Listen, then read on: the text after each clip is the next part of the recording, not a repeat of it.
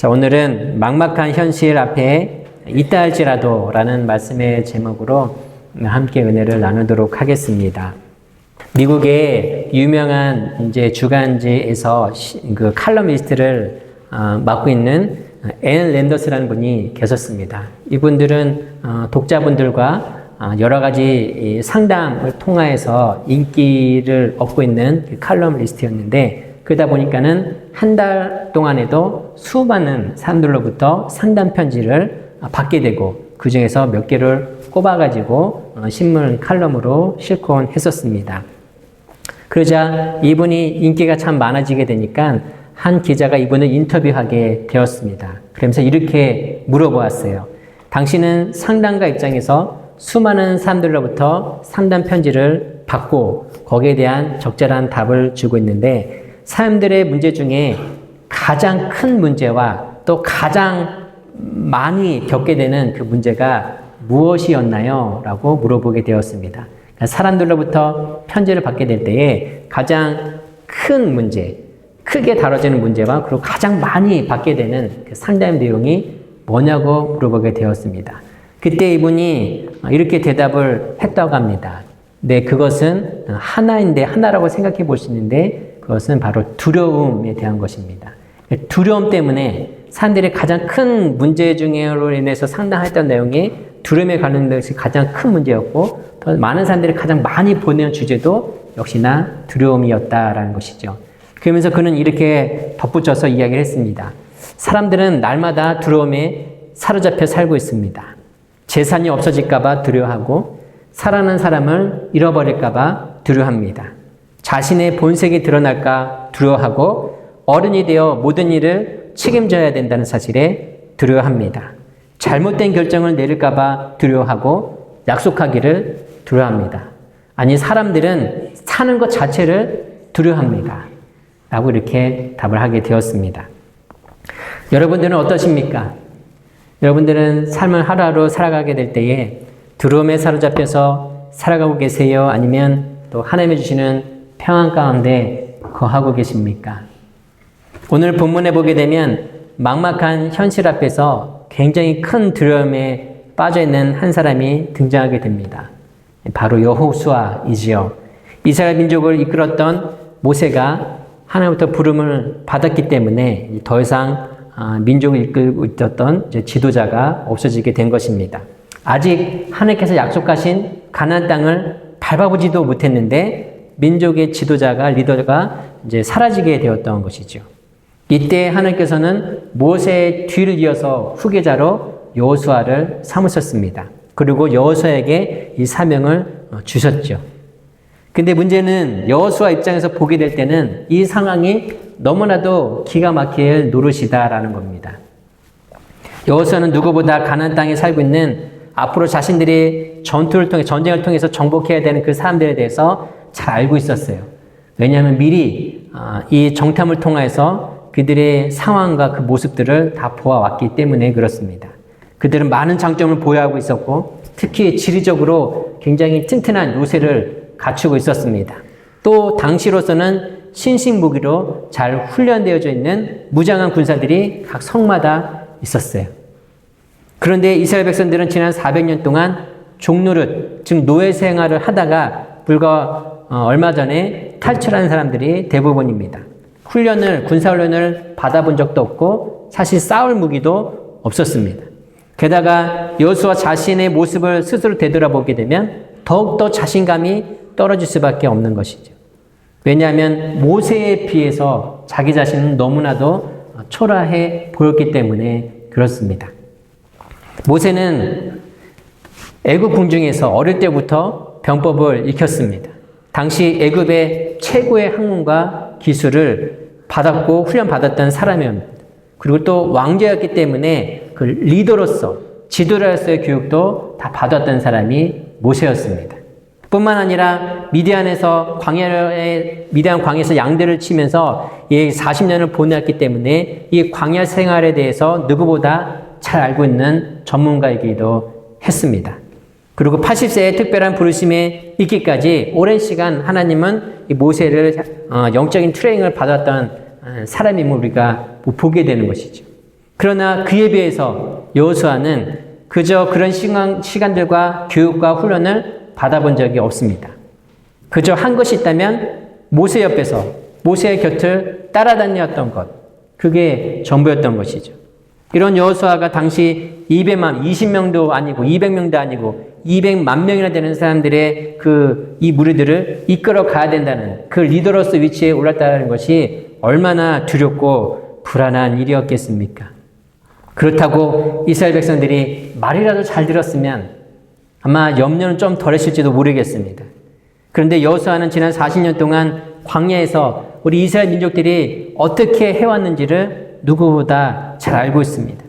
걸핏하면 불평하고 원망을 쏟아내다가 하나님의 심판을 받아서 수많은 사람들이 죽었고, 또 자기 뜻대로 해주지 않으면 반란까지 일으켜 모세까지도 죽이고자 했던 사람들이 이스라엘 백성들이었어요.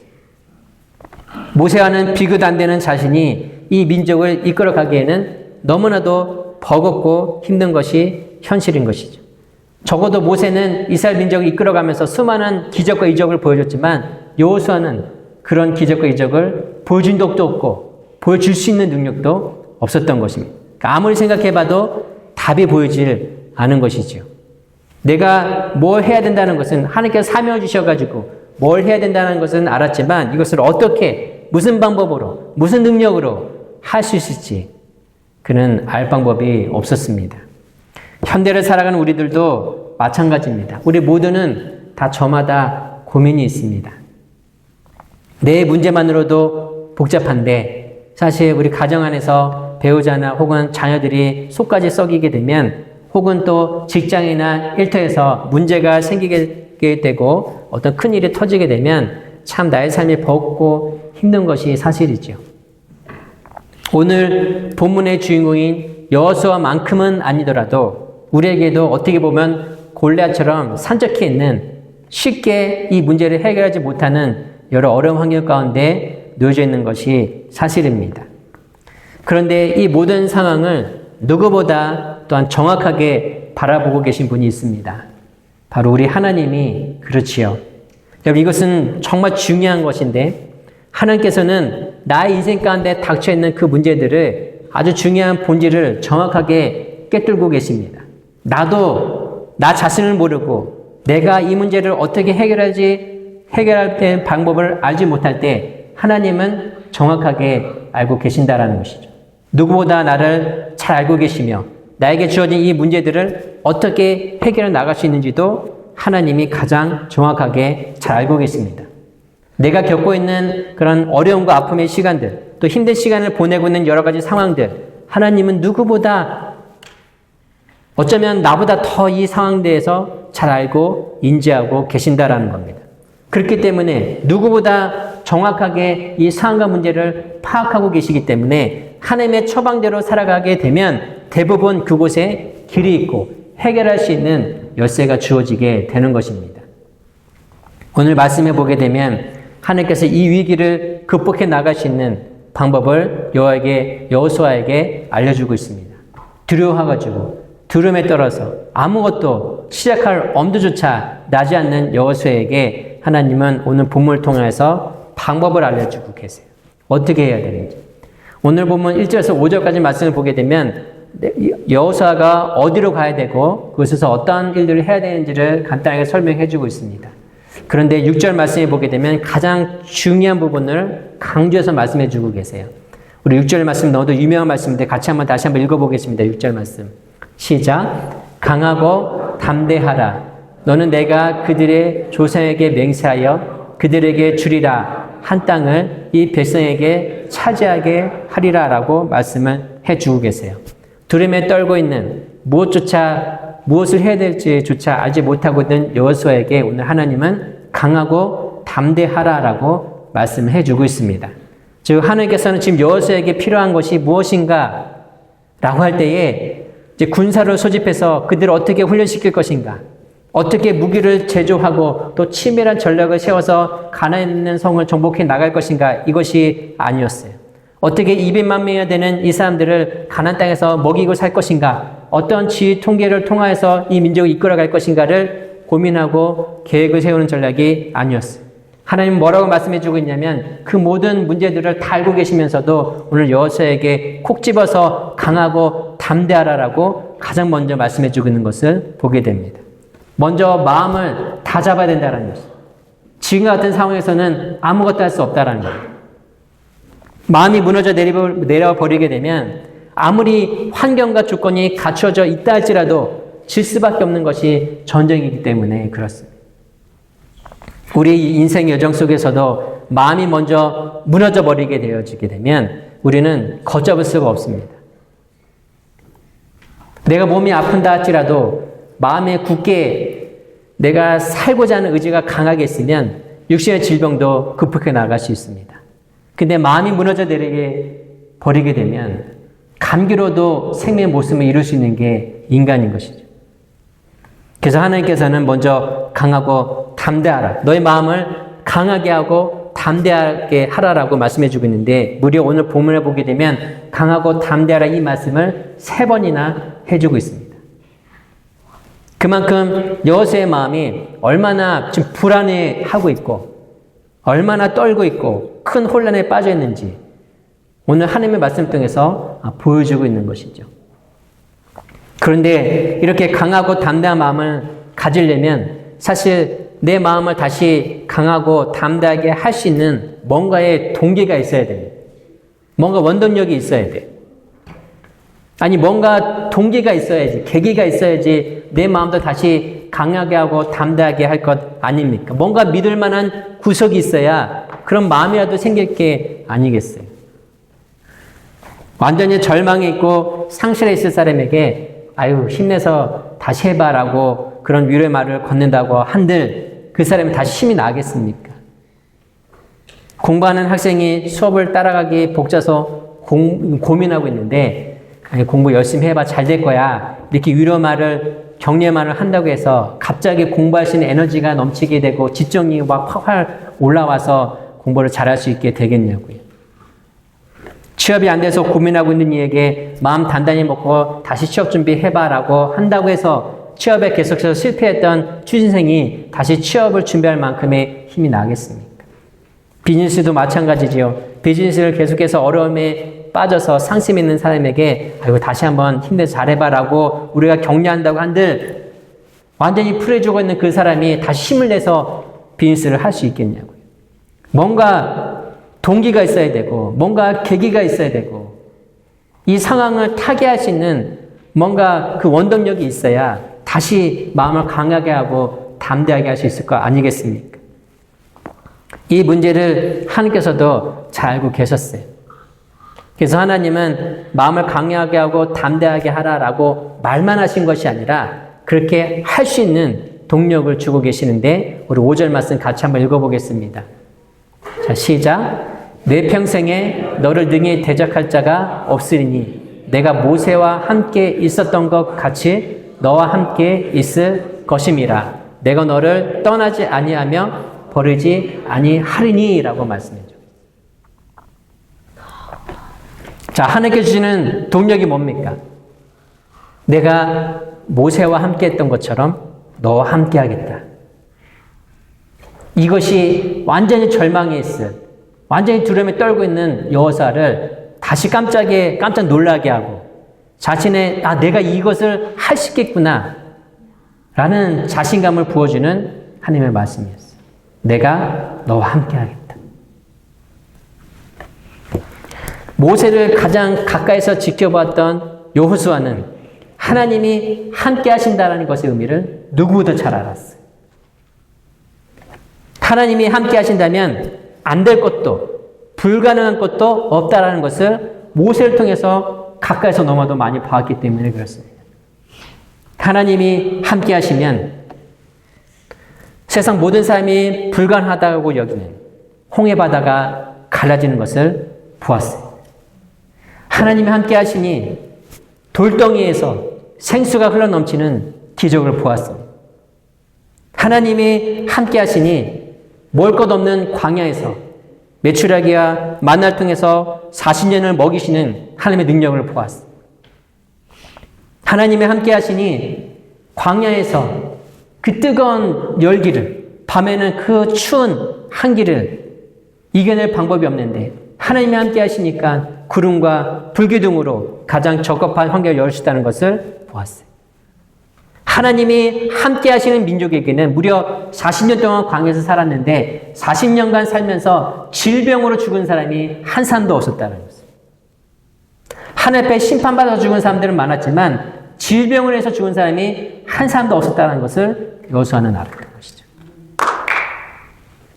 모세됨이 모세의 어떤 특출난 재능이 있어서 그런 것이 아니라 하나님께서 모세와 강력하게 함께하고 계셨기 때문에 이 민족의 지도자가 되었다는 것을 누구보다 잘 알고 있었기 때문에 오늘 여호수아는 그 하나님의 말씀이 자신의 그런 두려움과 불안을 단번에 씻겨내주시는 하나님께서 주시는 가장 강력한 원동력이 되었던 것이죠. 결국 여호수아는 내가 너와 함께하겠다. 모세와 함께했던 것처럼 내가 너를 떠나지 않고 함께하겠다. 이 약속의 말씀에 힘입어서 모세를 뒤를 이어서 결국 리더로 지도자로 서게 되었고 또 하나님의 약속의 말씀과 같이 결국 가나안 성을 정복하게 되었습니다. 오늘 본문을 통해서 주시는 하나님의 강력한 메시지가 있습니다. 우리는 셀 수 없는 수많은 문제들 속에 살아가고 있습니다. 나는 그거 없는데요. 앞으로 생길 거예요. 문제 없이 살아가시는 인간은 이 세상에 존재하지 않습니다. 다 크든 작든 수많은 문제들을 우리는 부딪히게 됩니다. 근데 이것을 헤쳐나갈 수 있는 가장 강력하고 유일한 길이 무엇인가? 할 때 그것은 바로 하나님께서 오늘 말씀해 주셨어요. 하나님이 나와 함께 하실 때 그 문제로부터 우리는 이길 수 있다는 겁니다. 하나님이 나와 함께하고 계시기만 한다면 어떤 문제가 나에게 닥쳐오고 부딪히게 된다 할지라도 능히 그것을 이겨낼 수 있고 극복해낼 수 있다는 것이죠. 그래서 우리 인생에 있어서 가장 큰 행복이 어디서 오게 되냐면 하나님과 함께하는 삶을 살아가게 될 때 우리는 큰 행복을 경험하게 됩니다. 그리고 우리 인생에 가장 큰 불행이 언제 찾아오게 되냐면 하나님이 나와 함께하지 않을 때 내 삶에 더 이상 하나님의 역사가 나타나지 않고 사라지게 될 때 우리는 큰 불행을 경험하게 되는 것이죠. 하나님과 함께하는 삶을 살아가게 되면 반드시 그 안에 길이 있고 방법이 있습니다. 그렇다면 하나님께서 나와 함께 하시고 또 내가 마음을 강하게 하고 담대하게 되면 어떠한 일이 일어난가라고 할 때에 하나님께서 아주 구체적으로 이렇게 꼭 집어서 정답까지 말씀을 해주셨어요. 우리 6절 7절 말씀 한번 같이 한번 읽어보겠습니다. 6절 7절 말씀 6절 시작. 강하고 담대하라. 너는 내가 그들의 조상에게 맹세하여 그들에게 주리라 한 땅을 이 백성에게 차지하게 하리라. 오직 강하고 극히 담대하여 나의 종 모세가 내게 명령한 그 율법을 다 지켜 행하고 우로나 좌로나 치우치지 말라. 그리하면 어디로 가든지 형통하리라. 8절 말씀도 한번 같이 보겠습니다. 8절 말씀 시작. 이 율법책을 내 입에서 떠나게 말게 하며 주야로 그것을 묵상하여 그 안에 기록된 대로 다 지켜 행하라. 그리하면 내 길이 평탄하게 될 것이며 내가 어떻게 해요? 형통하리라 라고 말씀해 주고 있어요. 여러분 형통이 무엇입니까? 국어사전을 통해서 살펴보게 되면 막힘없이 거침없이 모든 것이 잘 된다는 뜻의 의미를 이 형통이라는 단어가 담고 있어요. 내가 어떠한 문제를 가지고 있고 무슨 고민이 있다 할지라도 하나님께서 나와 함께 하고 계시면 내가 하나님 앞에 강하고 담대한 믿음으로 살아가게 되면 하나님께서 반드시 형통케 해주신다라는. 그런데 여기에는 한 가지 조건이 있는 걸로 우리는 보게 됩니다. 한 가지 조건을 두셨어요, 하나님께서. 이것을 놓치면 안 됩니다. 하나님은 우리에게 형통함의 은혜를 약속해 주셨어요. 오늘 여호수아에게 약속하셨던 이 형통함의 은혜는 오늘날 예수 믿는 모든 사람들에게도 동일하게 주시는 메시지입니다. 그런데 하나님께 주시는 형통함을 누리기 위해서는 반드시 먼저 해야 되는 일이 있다는 것이죠. 우리 7절, 8절 말씀을 보게 되면 내 하나님 말씀을 다 지켜 행하면 이라고 말씀해 주고 있어요. 하나님의 말씀을 내 입에서 떠나게 하지 말며 주야로 묵상하여 그 안에 기록되어진 대로 다 행하면 어떻게 하신다고요? 형통케 하신다.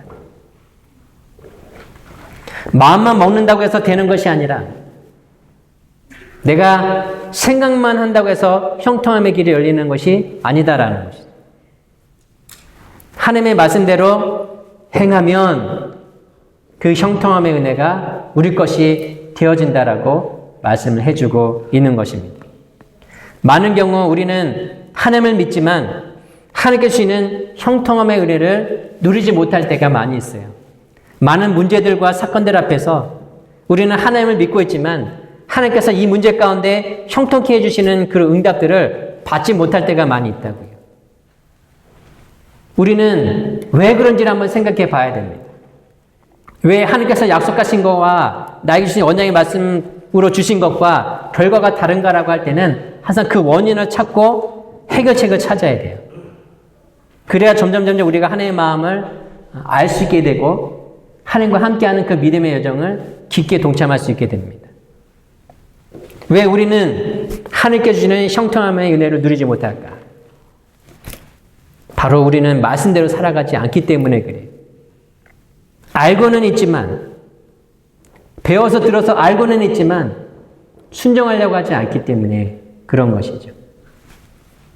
목사님, 나도 여호수아처럼 하나님이 직접 음성으로 말씀해 주시면 저도 순종하겠습니다 라고 생각하실 분이 계실지 모르겠어요. 하나님, 저에게도 하나님께서 한국말로 직접 나에게 이렇게 해라 그러면 저도 당연히 여호수아처럼 순종하지요. 하나님 직접 말씀하시는데 어떤 인간이 하나님께 직접 말씀하시는데 순종 안 하겠습니까? 여러분, 하나님이 음성으로 직접 말씀하시면 순종하시겠어요? 인간의 역사는 순종의 역사였을까요? 그렇지 않습니다. 가장 대표적으로 많은 사람들이 있지만 하나님으로부터 직접 음성으로 사명을 받은 요나가 있었어요. 니느웨로 가라. 요나의 선택은 무엇이었습니까? 불순종이었어요. 놀랍게도 요나 선지자에게 하나님께서 직접적으로 음성으로 말씀해 주셨는데 니느웨로 가라. 이것을 거부했던 사람이 요나 선지자. 순종하지 않으면 아무런 역사가 일어나지 않는 것이죠. 이미 우리에게는 하나님께서 우리에게 주시는 약속의 말씀이 있어요. 이 66권 성경이라는 아주 귀한 하나님의 말씀을 우리에게 주셨어요. 하나님의 역사, 성령의 역사는 우리가 마음만 먹는다고 생각만 한다고 해서 이게 되어지는 것이 아닙니다. 나타나는 것이 아니에요. 내가 행동하지 않으면, 그런 믿음의 삶을 살지 않으면 사실 아무런 일도 일어나지 않습니다. 제가 예전에 한두 번 말씀을 이제 드렸던 것 같아요. 제가 유타에 사역하면서 정말 깜짝 놀란 일이 있습니다. 유타주 솔트레이크에 가게 되면, 솔트레이크가 주도거든요. 엄청나게 큰 대도시입니다. 큰 도시고 그 가장 큰 중심부에 솔트레이크 주도에 가게 되면 몰만의 성전을 통해서 엄청나게 큰 그 쇼핑몰이 있어요. 그리고 엄청나게 큰 상가들이 그 주변에 다 포진되어 있습니다. 근데 제가 주일날에 한번 VBS 끝난 다음에 일정차 거기를 처음 방문해서 주일날 거쳐 지나가게 될 때가 있었습니다. 간식이라도 사려고 주일을 처음 방문하게 되었는데 놀랍게도 그 주일날 쇼핑몰의 문을 다 닫았어요. 쇼핑몰뿐만 아니라 그 주변에 있는 모든 상가들이 다 문을 닫더라고요. 모든 비즈니스가 다 문 닫았어요. 물론 몇 군데는 열기는 열었지만 대부분 다 문이 닫아 있었습니다. 왜 그런가 봤더니 주일날에는 성경 말씀대로 안식을 지키기 위해서 몰몬들은 주일날에는 교회와 가족들과 함께 시간을 보낸대요. 그래서 비즈니스를 다 닫는데요. 저 그게 너무 충격이었어요. 그 엄청난 대도시, 엄청난 큰 그 쇼핑몰, 그리고 쇼핑을 중심으로 포진해 있는 수많은 상가들이 다 문을 닫았어요. 제가 유타에 사역하면서 두 번째 충격받은 게 무엇이었냐면, 몰몬들 다 이렇게 줄들 다 문을 닫는데 문을 열어서 비즈니스하시는 분들이 계세요. 몰몬이 아니신 분들. 그리고 특별히 하나님 예수를 믿는 크리스천 성도님들도 주일에 이 가게를 이제 오픈하십니다. 그러니까 몰몬들이 문을 닫으니까 주일에 문을 여는 상점들은 대박, 솔직히 이제 대박 친다라고 표현을 하시는 거죠. 저는 목사로서 참 되게 아쉬움이 있었습니다. 그러니까 제가 사역했던 그 도시에서도 15년 동안 365일 하루도 쉬지 않고 매장 운영하시던, 일시집 운영하시던 이제 안슈사님 네 분이 계셨어요. 근데 한 번은 주일날 설교 본문이 주일 성수에 대한 부분이었습니다.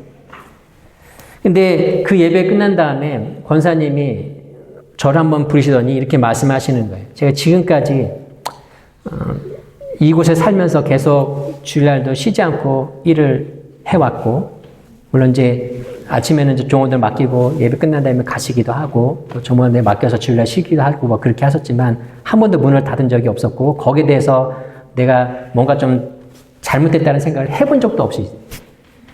근데 이상하게 예배를 드리고 나는데 하나님께서 몰몬들도 주일을 거룩하게 지키겠다고 문을 닫는데, 나는 하나님을, 정통 하나님을 믿는다고 하는 크리스찬인데 돈을 벌겠다고 주일 문을 열고 있으니 자꾸 마음이 그날따라 너무 불편하다.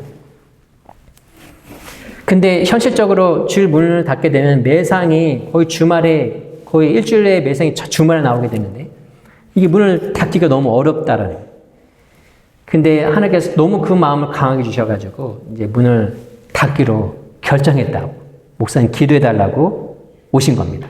그러니까 거기서 지금까지 미국에 오셔가지고 빈스를 하시면서 주일날 문을 닫아본 적이 없는데 처음으로 문을 닫겠다고 결정을 하신 거예요. 그리고 한 달이 지났어요. 제가 조심스럽게 여쭤봤습니다. 권사님 어떠세요? 주일날 문 닫으니까 좀 힘드시죠? 라고 말씀을 드리니까 권사님이 이렇게 말씀을 하시는 거예요. 목사님 주일날 쉬니까 세상에나 월요일과 화요일에 주일 장사를 하고 있습니다. 주일 매상이, 주말 매상이 일주일에 가장 많고 주일 매상도 큰 부분 차지하고 있었는데 문을 닫으면 당연히 우리 가게에 손해가 올 줄 알았습니다. 근데 말씀에 순종해서 주일 성수를 하게 되다 보니까 한 달 매상을 비교해 보니 지난달과 별반 다르지 않다라는 거예요. 어떨 때는 더 여건이 주말보다는 평일에 이렇게 삶이 많다 보니까는 더 환경이 좋아졌다라고 말씀하십니다.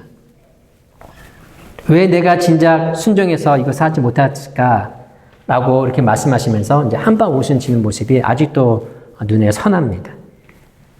그리고 코로나19가 터지면서 매우 큰 어려움을 당하고 있을 때, 놀랍게도 그 코로나19 시대 때 매출이 더 늘어난 가게가 그 권사님, 안수사님 가게였어요. 하나님께서 말씀대로 살고자 하는 성도들을 절대 그냥 두지 않으시는구나. 저는 그것을 목격하게 되었죠. 굉장히 강력하게 하나님께서 역사하신 것을 보게 되었습니다. 누구나 한 번쯤은 나도 순종해 볼까라는 마음을 먹게 됩니다. 하지만 사실 그렇게 순종하는 게 쉽지가 않아요. 비즈니스 하시는 분들 이게 쉽지 않다는 것을 아실 거예요. 주일날 쉬는 것뿐만 아니라 하나님께서 나의 삶 가운데 이렇게 하기를 원하시는 것들이 다 있습니다. 말씀을 읽고 묵상하다 보면 내가 하나님께서 믿음의 결단을 내리게 하시는 것들이 다 있어요. 근데 사실 그대로 하기가 매우 어렵죠. 두려움이 생깁니다. 그래서 사실 하나님께서 그렇게 말씀 주셨을 때 순종하기가 매우 어렵다 보니까 제가 예전에 한두 번 했던 예를 또 하는 거예요. 그 이상으로 또 그렇게 말씀 가운데 순종했던 성도님들을 찾아보기 어렵기 때문에 그 말씀을 또 드리게 되는 겁니다. 그런데 오늘 하나님께서 주신 말씀을 보게 되면 하나님의 말씀을 지켜 행하시게 되면 형통케 하신 은혜를 하나님이 주신다라고 말씀해 주고 있어요. 여러분들에게는 어떤 고민과 문제들이 있으십니까? 어떻게 해야 모든 일이 좋은 방향으로 해결될 수 있을까요? 여러분 기억하시길 바랍니다. 오늘 말씀 통해서 우리가 정말 깊게 생각해 봐야 되는 것이 있다면 우리가 무엇을 해야 되냐? 내가 문제가 생기고 큰 두려움과 어려움을 부딪히게 됐을 때 내가 가장 뭘 먼저 생각해야 되냐면 나의 삶에 지금 하나님이 함께하고 계시는가를 반드시 점검해 봐야 돼. 나는 지금 하나님과 친밀한 관계 가운데 놓여져 있는가? 하나님이 나와 정말 함께하고 계시는가? 하나님이 내 이름을 기억하고 계시는가? 하나님께서 말씀하신 것을 나는 내 삶 속에서 지금 순종하고 살아가고 있는가? 이것을 반드시 점검해 보셔야 됩니다. 말씀을 정리하겠습니다. 노아는 하나님께서 노아가 살던 세대를 이렇게 한 단어로 정해 주셨어요. 패역한 세대다. 패역한 세대이기 때문에 하나님께서 인간을 더 이상 살려두고 싶지 않으셨어요. 그만큼 노아의 세대는 패역한 세대였어요. 근데 그 패역한 세대에 당대의 완전한 자여 의인인 사람으로 평가된 사람이 바로 노아였어요. 이것은 무엇을 의미하냐면 우리는 하나님 앞에 환경과 시대 탓을 할 수 없다라는 거예요. 하나님 아무도 말씀대로 살아가지 않던데요. 다 세상이 주는 그 가치대로 살아가던데요. 그렇게 핑계댈 수 없다고. 아무도 말씀대로 살아가지 않았지만 하나님을 떠나서 살아갈 수 없었던 노아는 끝까지 하나님의 말씀을 신뢰하면서 자신의 삶 속에서 하나님께서 말씀하신 것들을 그대로 순종해서 100년 동안 배를 만든 일에 헌신을 했어요. 미친 사람 소리 들어가면서. 그렇기 때문에 형통함의 은혜를 볼 수 있었던 것이죠. 살아남을 수 있었던 것이죠. 성경에 증거하고 있는 형통한 삶을 살았던 요셉과 또한 다윗을 한번 보십시오. 그럼 그들의 삶이 문제없이 걱정 없이 다 술술 잘 풀렸습니까? 아니지요. 노예로 팔려가고 감옥에도 갇히고 오해도 받고 도망자로서의 삶을 살았습니다. 평탄한 삶을 살지 못했어요. 말할 수 없는 누구보다 억울하고 고통스러운 시간들을 당해왔어요. 그러나 그들의 삶 속에서 하나님이 나와 함께 하심을 그들은 철저하게 신뢰했어요. 하나님이 계시면 나에게 왜 이런 일이 생깁니까? 라고 원망하지 않고 어려운 가장 절박한 자기 생명이 왔다 갔다 하는 위중한 상황 가운데서도 하나님이 나와 함께 하심을 믿으면서 찬양했던 사람이 그들이었어요. 하나님의 말씀이 자신의 삶 속에서 그대로 이루어지기를 소원하면서 순종하며 살아가게 되었을 때에 결국 하나님께서 주시는 형통함의 은혜를 그들은 맛볼 수 있게 되었던 것이죠. 이삭은 극심한 흉년이 들어 블레셋 땅에 가게 됐습니다. 그곳에 우물을 팠는데 깨끗한 물이 터져나오기 시작했어요. 그러자 블레셋 사람들이 시기해서 그 우물을 차지하고자 싸움을 걸었어요. 그때 이삭은 어떤 선택을 하게 되냐면 그들에게 주고 다른 곳으로 갑니다.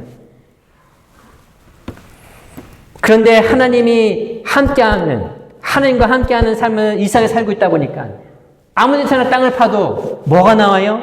깨끗한 우물이 터져나옵니다. 혈기를 부리고 다투고 싸우는 것이 아니라 어딜 가든 하나님과 함께하는 삶을 살아왔더니 아무 데나 땅을 파도 우물이 터져나오는 그런 형통함의 은혜를 그가 맛보게 되었던 것이죠. 여러분, 지금 우리가 막막한 현실 앞에 몸부림치며 살아가고 있는 분들이 계시다면 오늘 여호수아에게 주셨던 이 하나님의 말씀을 기억하시기 바랍니다. 하나님이 나와 함께 하심을 내가 믿고 그 누가 뭐라고 해도 강하고 담대하게 나의 삶에서 하나님의 말씀대로 살아내고 순종하는 삶을 통해서 하나님을 기쁘시게 하는 삶을 살아가게 되면 그 사람은 반드시 하나님이 주시는 형통함의 은혜를 맛보게 될 것입니다. 말씀에 순종하는 삶을 우리가 시작해 나가게 된다면 하나님의 약속의 말씀이 그 형통함의 은혜가 그냥 성경책에만 담겨져 있는 그런 메시지로 남는 것이 아니라 그것이 나의 삶에 직접적으로 경험하게 되는 하나님의 은혜로 다가오게 될 거라고요. 쉽지 않고 어려운 일이긴 하지만 우리에게 주어진 하루하루 내가 하나님과 함께하는 삶을 살고 있는가?